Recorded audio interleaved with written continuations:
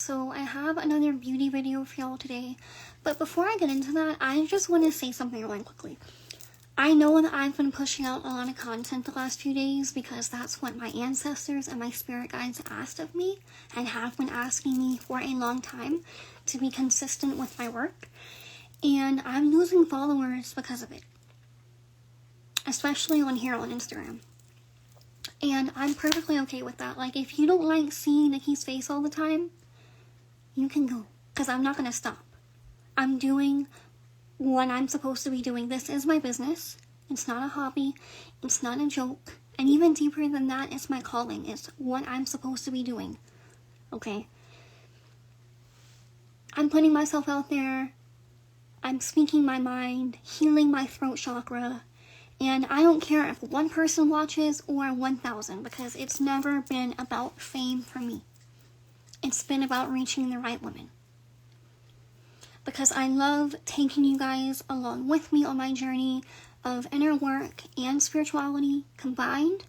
I think it's very important for the Divine Feminine right now because we, as we always have, are dealing with a lot. Okay? And that kind of ties into what this video is going to be about, and that is, once again, I'm repeating it, that beauty is deeply spiritual. Okay? It's not always superficial. And there is a certain, and I'm not judging, I'm just saying what I've observed. There is a certain type of spiritual practitioner and business owner. Typically they are white, Caucasian, and I'm mixed. I can't say shit, right? That's not the problem. Their whiteness is not the problem. But I notice that it comes from a certain demographic of women. White women that are new age,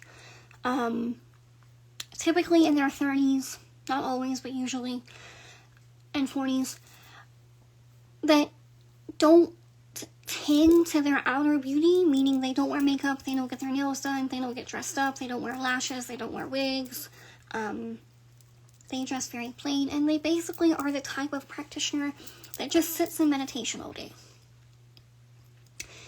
And they have this belief system, and they spread it, that if you are a woman that does wear lashes and does wear makeup and does, do her hair and dress up and all these things and adorn yourself externally, that you are less spiritual and you are actually superficial. For a lot of us, it could not be further from the truth, okay? Because when I take that time out of my day, usually it's about 30 to 45 minutes every day, to sit with myself and my thoughts and do my makeup and do my hair and get ready for the day, I'm taking a step back from all the other obligations that I have in my life. And I'm choosing myself in that moment. And I'm sitting with myself. I'm sitting with my thoughts for the day. And I'm grounding myself. And I'm connecting with myself.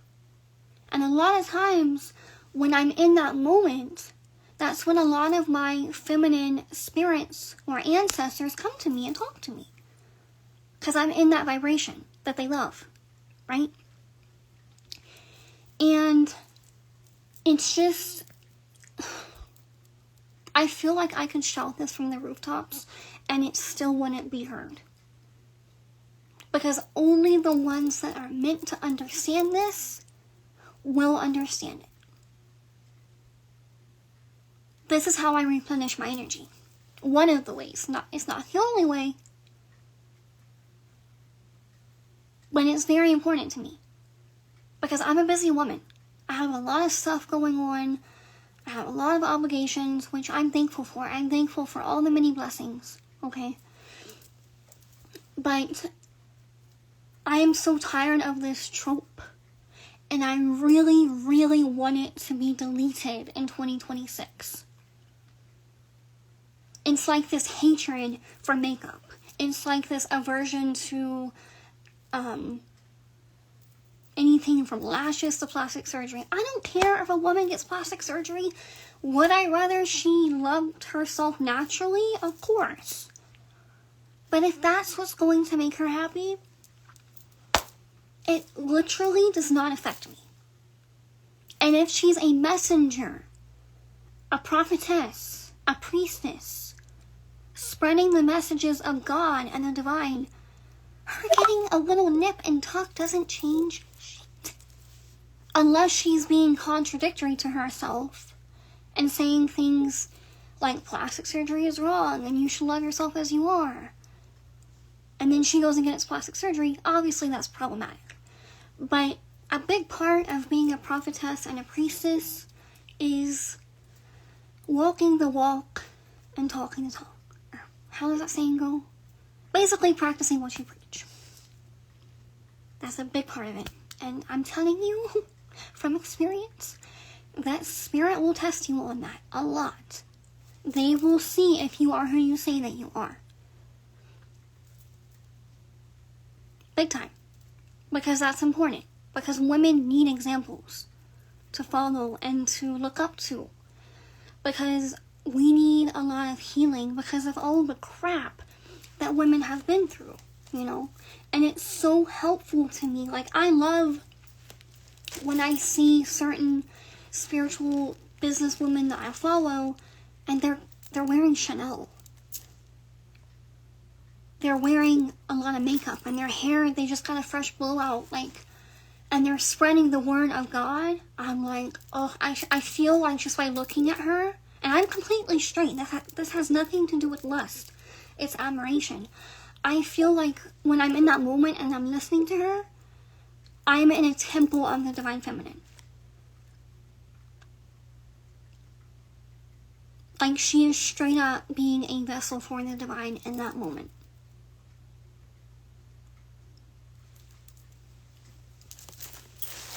Okay?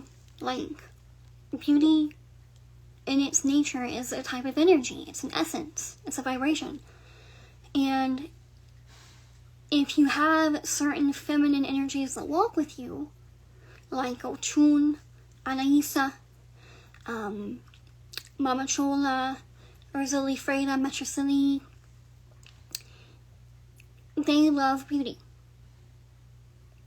Gitanas, even some Madamas, like,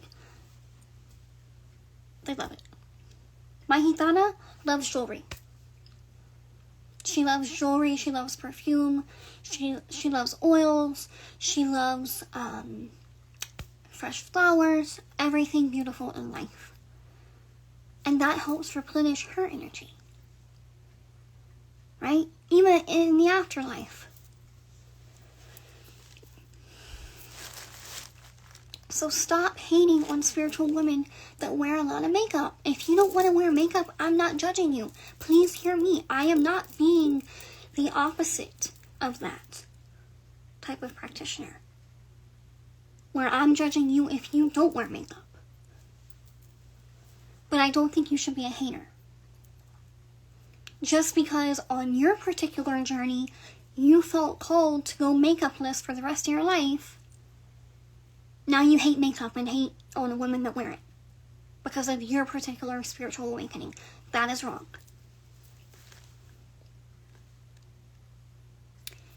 And I'm going to be vulnerable with y'all because I set an intention a few days ago that I was going to share more of my emotions and my experiences and my feelings with y'all because it's necessary. Okay? When I was very poor, because I've been very, very poor, and I've been wealthy. I've had like negative $1 in the bank account, and I've also had 6 figures. I've been on both sides. When I was in that dark place, and I was very impoverished and poor, it was not very fun. But one thing that always lifted my spirit was my makeup, was my hair. Because I didn't have to look like what I was going through.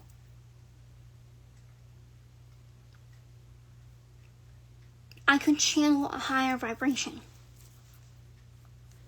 Not to bypass what I was dealing with, but to lift my spirit and pour into myself. Instead of looking homely and like a peasant that had nothing. Like, beauty is a form of wealth. It's a luxury. It's an extra. Granted, I, at that time, was getting my makeup from the Dollar Tree. But I made it shake. Because I've been doing makeup for so long that I can make a Dollar Tree eyeshadow palette look like something from Sephora. Hell, I used to wear lashes from the Dollar Tree. I still have a few as my emergency lashes. Where if I somehow run out of eyelashes, boom, I got backup pairs. I got a box in my purse of them, in my suitcase, they're everywhere, just in case. Like, beauty makes me happy. And I don't think that it should be villainized. Okay? If you would like to book a coaching session with me or a reading, you can go to sirensnectar.com/booking, or you can message me on Instagram at sirensnectar. Let me know your thoughts in the comments. Have you experienced this? Have you felt judged by another spiritual woman for your choice of aesthetics? Tell me what's up. Okay? I love y'all. Thank you.